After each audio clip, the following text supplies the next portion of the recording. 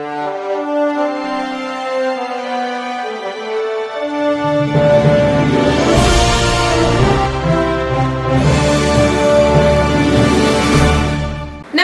मी Shweta Pawar. City TV लाईव्हच्या बातमीपत्रात आपलं स्वागत आहे. 1 जुलै कृषी दिन हरित क्रांतीचे जनक स्वर्गीय वसंतराव नाईक यांची जयंती दूरदृष्टी आणि लोकाभिमुख राजकारणाच्या मदतीनं प्रगत व पुरोगामी महाराष्ट्र घडवण्यासाठी झटणारे कापूस एकाधिकार योजना, धवल क्रांती, पाणी अडवा पाणी जिरवा यांसारख्या योजनांच्या माध्यमातून शेतकऱ्यांचे हात बळकट करणारे महाराष्ट्राचे माजी मुख्यमंत्री, हरित क्रांतीचे प्रणेते स्वर्गीय वसंतराव नाईक यांना जयंतीनिमित्त राष्ट्रवादी काँग्रेस पार्टीच्या वतीनं त्यांच्या प्रतिमेस पुष्पहार अर्पण करून विनम्र अभिवादन करण्यात आले. तसेच आज कृषी दिनाचे औचित्य साधून श्री सिद्धेश्वर मार्केट यार्ड कृषी उत्पन्न बाजार समिती परिसरात कृषी दिंडी शेतकरी संवाद हा उपक्रम राबविण्यात आला. या उपक्रमांतर्गत तेथे उपस्थित शेतकरी बांधवांशी संवाद साधून त्यांच्या अडचणी समस्या जाणून घेतल्या. जिल्हाध्यक्ष संतोष भाऊ पवार, कार्याध्यक्ष जुबेरभाई बागवान यांच्या हस्ते शेतकरी बांधवांचा फेटा व पुष्प देऊन सन्मान करण्यात आला.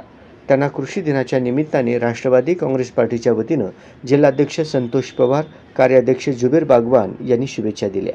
बळीराजा हा खऱ्या अर्थाने जगाचा पोशिंदा असून यांच्या ऋणातूनच आपण जन्मभर मुक्त होऊ शकत नाही, असे जिल्हाध्यक्ष संतोष पवार म्हणाले. हा उपक्रम राष्ट्रवादी युवकचे अध्यक्ष सुहास कदम, कार्याध्यक्ष तुषार जक्का, संघटक दत्तात्रय बडगंची, महिला कार्याध्यक्ष चित्रा कदम, समन्वयक शशिकला कसपटे, विद्यार्थी अध्यक्ष पवन पाटील यांनी आयोजित केला होता. 26 जून रोजी छत्रपती शाहू महाराज जयंतीनिमित्त राष्ट्रवादीचे राष्ट्रीय अध्यक्ष अजित पवार, प्रदेशाध्यक्ष खासदार सुनील तटकरे यांच्या आदेशानुसार सुरू करण्यात आलेल्या सामाजिक उपक्रमाचा उपक्रमाचा समारोप कार्यक्रम आज करण्यात आला.